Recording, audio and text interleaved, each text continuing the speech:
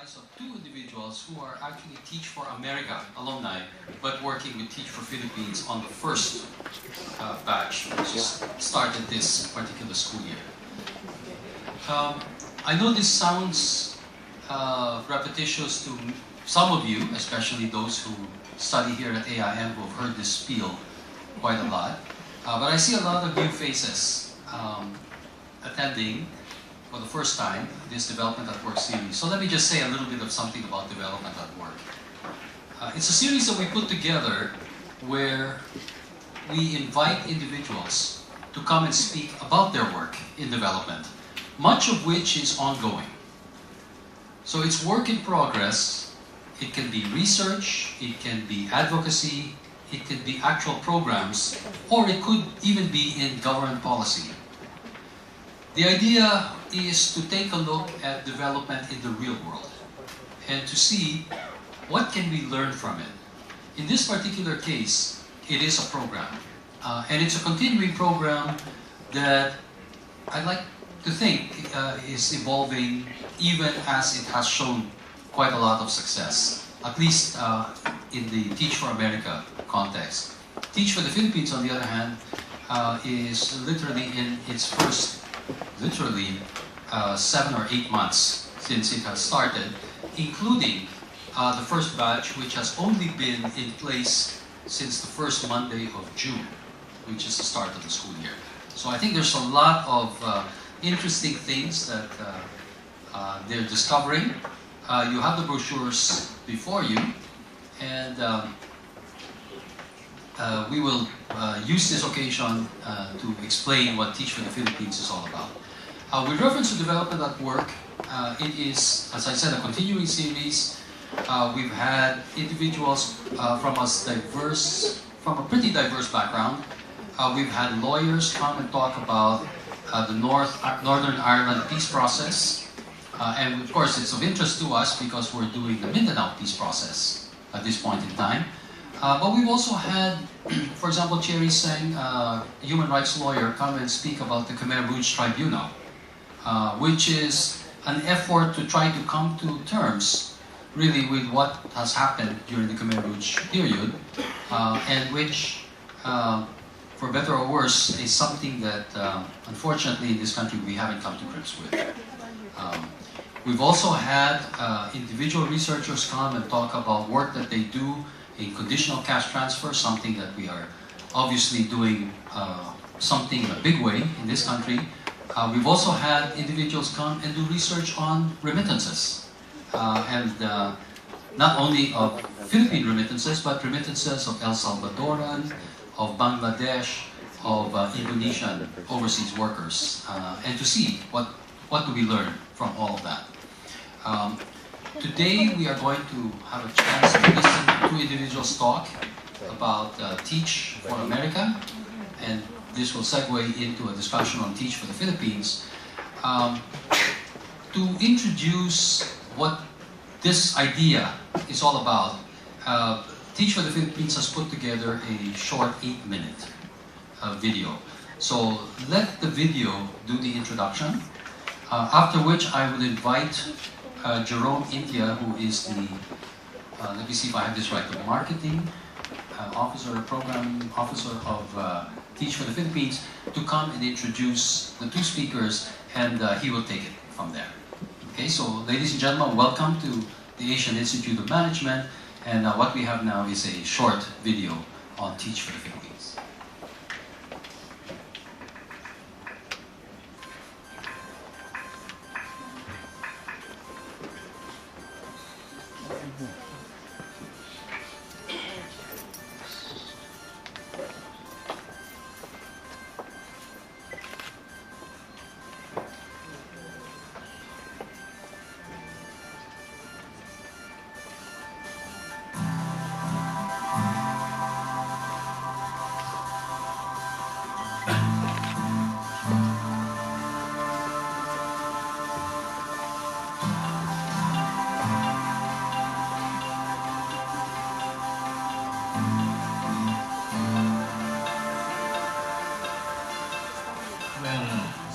Went to college for a biology course.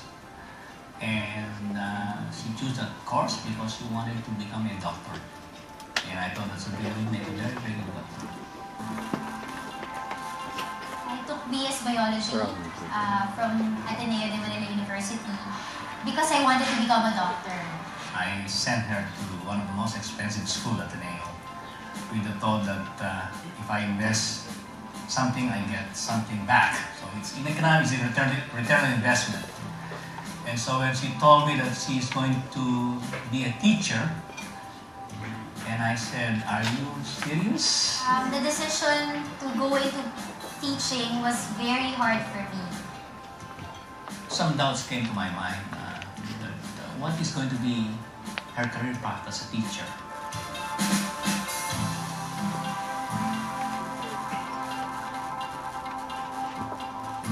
Gusto ko po maging isang magaling na piloto.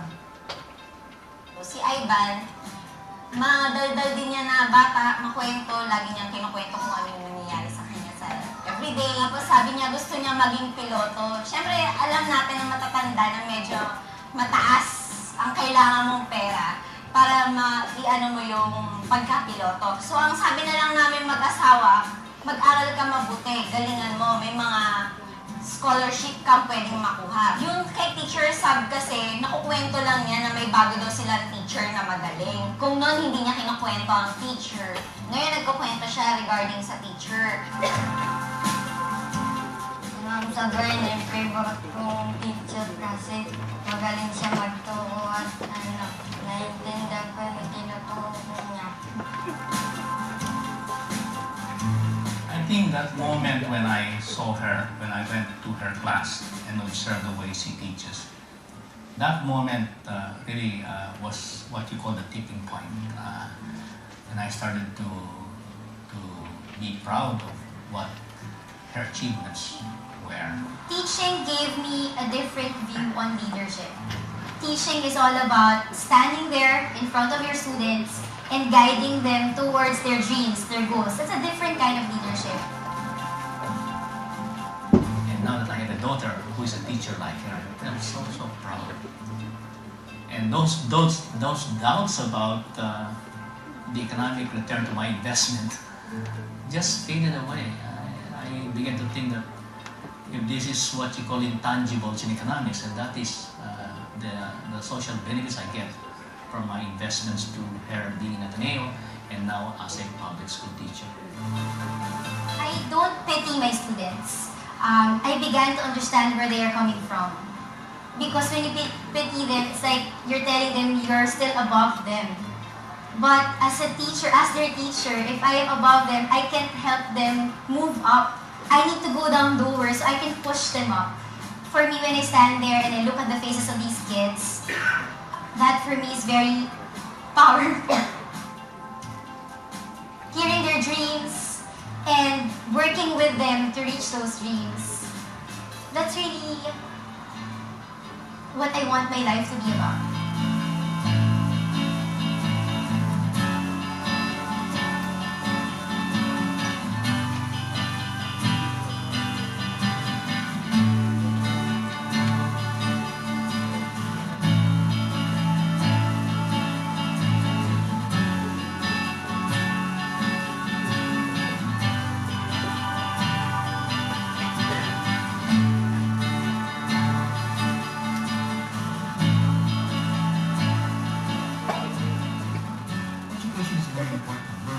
strong correlation between education and development of the country. And it is very important for us to elevate the level of education. I think education is the foremost indicator of our country progress, particularly how the access of education is applicable to everyone in the nation, whether you're rich or poor, and the same quality of education is accessible to any country that's planning for one and looking for success is focusing on its educational base. I feel it should be the same way for the Philippines. To see Teach for the Philippines getting engaged, attracting young fellows, as they call them, leaders coming out of the university system, both in the Philippines and abroad, want to get back to the Philippines and getting them engaged, I guess, in the education system in the country. It's just such an exciting initiative at this point in time. Teach for the Philippines benefits the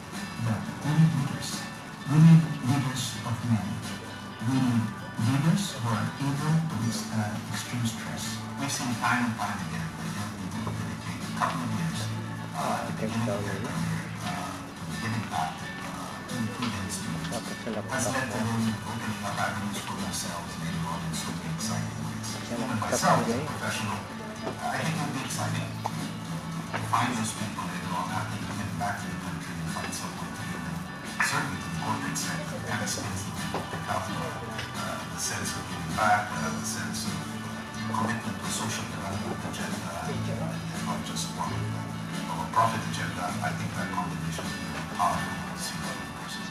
I do think that if people are more understanding and can place themselves in the shoes of other people, I think this could be a much better country overall. I guess by participating in Teach for the Philippines, for all those young students who get engaged, it's just a chance to really make a fundamental difference to the educational system and contribute in some way. That's all we want for the future of education. I encourage the youth, those that just finish their studies, and those that are young professionals. Challenge yourself. Leave a mark on the Philippines. Immerse in this program. Sa ating magsisimula ang pagbabago. Leave your mark on the Philippines. I encourage you to join Teach for the Philippines. I congratulate the Teach for the Philippines Teacher Fellows for your courage and motivation, and for taking on this challenge. This leadership program will propel you to directly affect the future of our children. I stand with Teach for the Philippines today to help shape and transform this nation's tomorrow.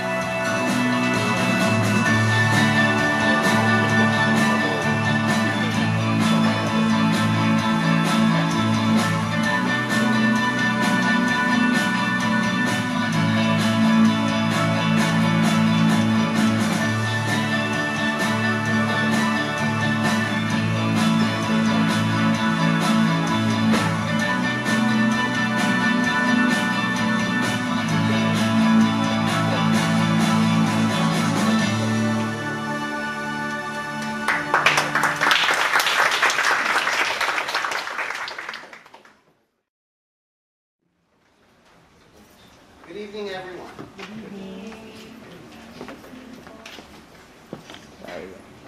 My name is Jerome Antia, and I am the Director of Marketing and Public Relations for Teach for the Philippines. And what I'd like to do first is have everyone give themselves a round of applause because your presence here tonight shows that education is important to you. So let's go ahead and do that.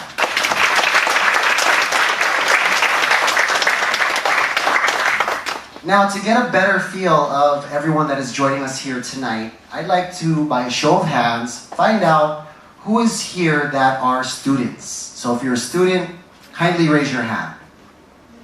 Okay, great. And you might still be raising your hand for next question. I think a lot of you are grad students, correct? Yes? Grad students, yes. Do we have teachers here? Teachers. We do have a good show of teachers. Very nice. How about any representatives of NGOs? Thank you. And young professionals. I think we're all young professionals, right? Okay, some younger than others. But nonetheless, we do have two very esteemed guests with us this evening, and we would like to welcome our first guest. This guest is a Teach For Network alumni, and she holds a master's in public policy from the Harvard Kennedy School.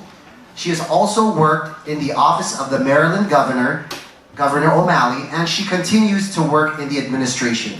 We would like to welcome Angela Lagdameo. Welcome, Angela. Thank you. We have a microphone. And we also have another guest this evening, and he is also a Teach For Network alumni, a founder of the Knowledge is Power program school in New York, KIPP School. He is also a 7th grade teacher. Please welcome Michael Vea. Welcome, Michael. Thank you. Please have a seat. So, as we start, we already mentioned education.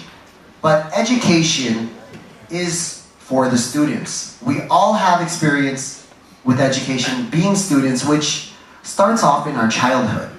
So what I'd like to do as an opening question for the both of you is bring you back to your childhood. My question is, as a 5-year-old, what did you want to be when you grow up? Okay. I'm not sure exactly if this microphone is on. I'll assist you. You can use this first. Hi everyone, thank you so much for having us here today. I'm going to alter the question a little bit because it was actually at the age of 7 when I knew that I wanted to become a teacher. So I was in 2nd grade in San Diego, California. My teacher's name was Miss Mays. She was an amazing woman, amazing teacher. And one morning I went up to her and I said, Miss Mays, can I get a copy of that list where you call off everyone's names in the morning? And of course, as a 7-year-old, I didn't know what that was called, attendance roster. And she said, she kind of looked at me a little bit perplexed and said, Michael, see me at the end of the day. So at the end of the day, I walked back up to Miss Mays and I got that attendance roster. And that night, I took the attendance roster, rearranged the entire seating chart based on who was talking to whom too much, who was misbehaving, which kids could actually help which kids with spelling, things like that. So it was actually at the age of 7 that I knew that I wanted to become a teacher. And my grandfather, my family's from Ilocos Norte. My grandfather was a principal in Bacada, Ilocos Norte, and he truly, he's been such an influential figure for me, teaching me the value of great hard work, perseverance, and instilled in me the importance of education. Very nice. At first I thought when she said she wanted to see you after school, you were in trouble. But apparently not. So you were very focused. At 7 years old, you already knew. And Angela, how about for you? I was very different than Michael, even though he knew he wanted to be a teacher early on. If I was that 7-year-old in his class, I was the kulit one. So he was probably moving me and putting me next to another student who was much quieter. And my family can testify to this, but I was so busy climbing trees and being a 7-year-old that really what I wanted to be was what my parents told me I was going to be. And that was to be a doctor. And of course, every family wants a physician in the family, so early on I was going to be the doctor of the family. Well, that definitely sounds like an experience many of us can relate to.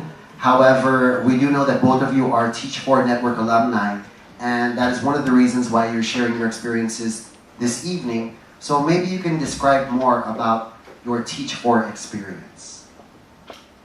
Sure. I came out of the University of Maryland, where I had done a lot of leadership. I had just finished being the student body president of 25,000 undergraduates, and it was much of the Teach for All network to recruit those who had the capacity for leadership and to be able to come into a classroom and bring that leadership. And at that time, I thought, oh yeah, I'm going to go into local government, I'm going to go be a lawyer. Okay, I had switched from being doctor to lawyer because those are pretty much the 2 options in the Filipino household, or business for all of you, right? So 3 options. But for my personality, at that point, it was like, okay, I was going to go into public policy immediately, to government. But when I absolutely heard the vision of the Teach for All network, which was to close the achievement gap and to commit 2 years of your life in an under-resourced school, I knew that spoke more to not only my intellect to be able to take on that challenge, but also to my heart in doing something of meaning and being part of a greater movement and vision. So it was at that point that I decided to do Teach for America as Teach for All.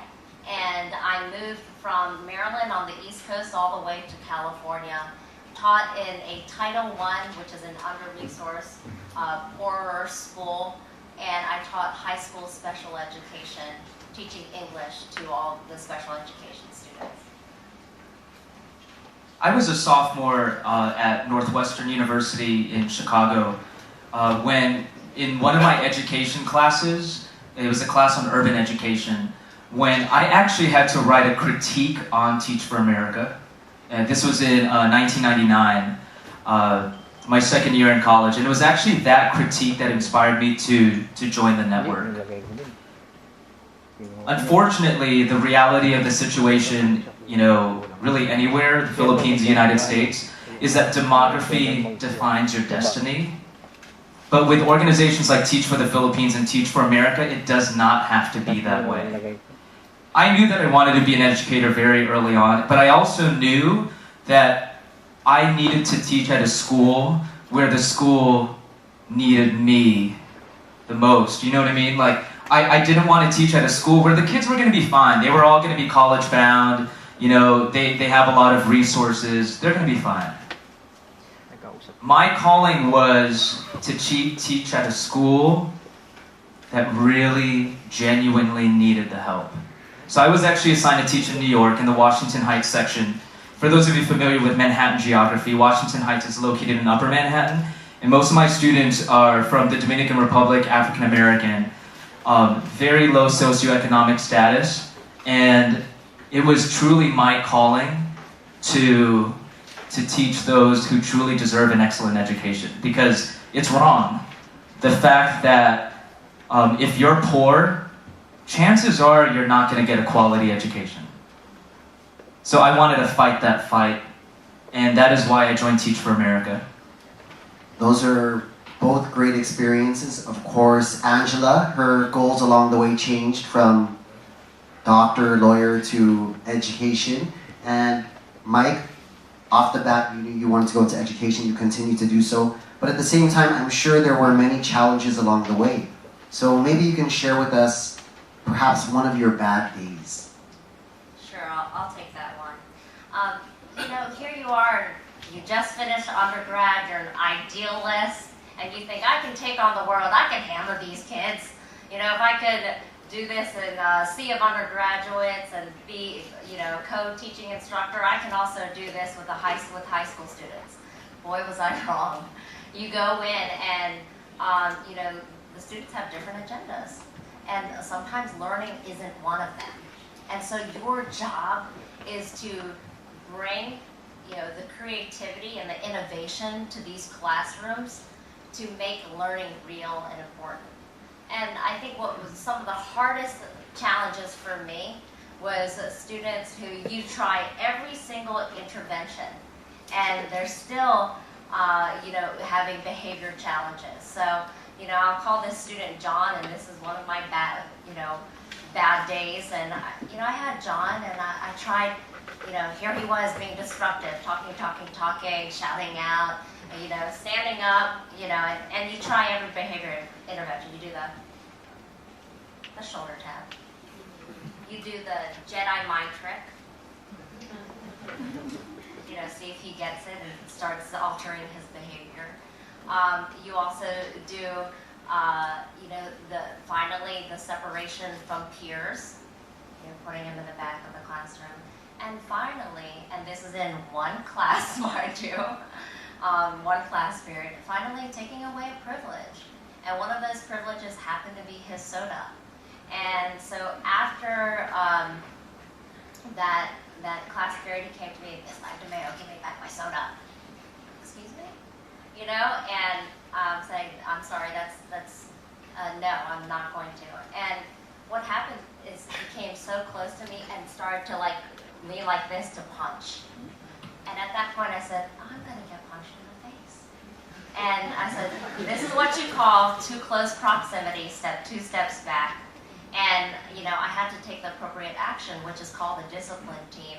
And what was heartbreaking for me was the outcome, because, you know, you cannot tolerate that behavior in a classroom, and unfortunately that student was expelled.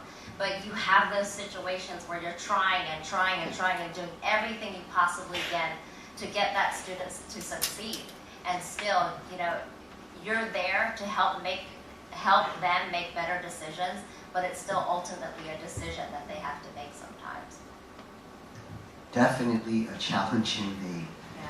Now, of course, I'm sure there were very rewarding days, so maybe you can share a good day. A good day. Yes. Could I have all the teachers raise their hand one more time? Oh, that's fantastic. Great. Okay. You know that saying where when people say, if you touch the life of one child, then you've done your job? So I totally don't believe that, because for me, a good day would be touching the lives of all of my kids. Like, it is my job, my responsibility to ensure that, average class sizes in New York is like about 32. To touch the lives of every single one of my kids. If one student is totally tuning out from the lesson, or choosing not to do my homework, or disrespecting me, talking back to me, it is my job to turn that kid around. It's not my job just to touch and impact the life of one kid. It's for all.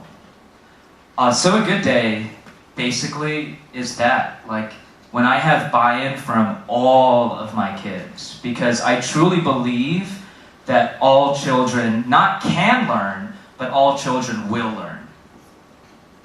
All children will learn in Mr. Vea's classroom.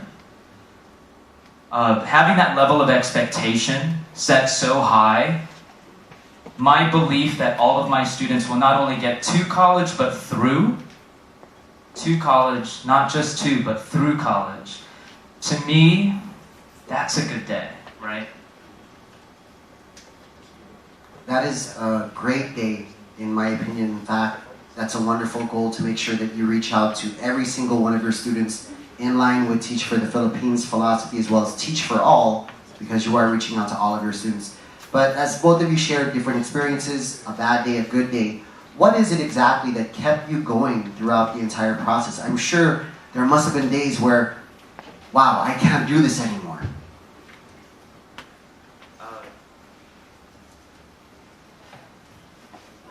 One thing that's very, very powerful about being a fellow or a core member is that you have the power of network. You have the power of your cohort, the power of those who go into the school with a similar mind and vision and heart for the children, for the school, and the community. And so to get through those tough days, you really do need to leverage the community support of your fellow teachers, because you know that you're not sent in there alone, and you share a vision and a mission that's greater than yourself. And that ultimately is what is going to keep you going day in, day out. And we went and visited the fellows' classrooms here at Teach for the Philippines, and we heard their stories. They wake up at 3 a.m., start for doing their preparations, take the jeepney at 5 a.m., walk through their neighborhood, the same neighborhoods that their students are in, take the jeepney, go to the jeepney, 5 a.m., get to school right before 6 a.m., 6 a.m. to 12 p.m., they're teaching. 12 p.m., they might, stop and take a bite to eat, take their kids out for dismissal, 1 o'clock, then they're tutoring a child till 3 p.m., 3 p.m., already the second shift of teachers has come in 12 to 6, but they're still there at 3 p.m., then they're going to start lesson planning, talking with the next teacher, talking with a community member, then they're going to go home, start lesson planning again, and again, the same thing the next day, the next day, the next day. All of us grad students know that we have had those nights where we're studying and we're pulling those all-nighters. Imagine these all-nighters, and then going to teach again and again, and going into the community day in, day out. And that is the reality, that you do need the community support and the camaraderie of your fellow teachers to get you through and through each day. Do you mind? It's Angela. It's the spirit of bayanihan, right? That is going to fix what's wrong with our education system here. That sense of togetherness, that sense of community, because in order for us to fix the education system here, it's going to take everybody. It truly is. Definitely. So, of course.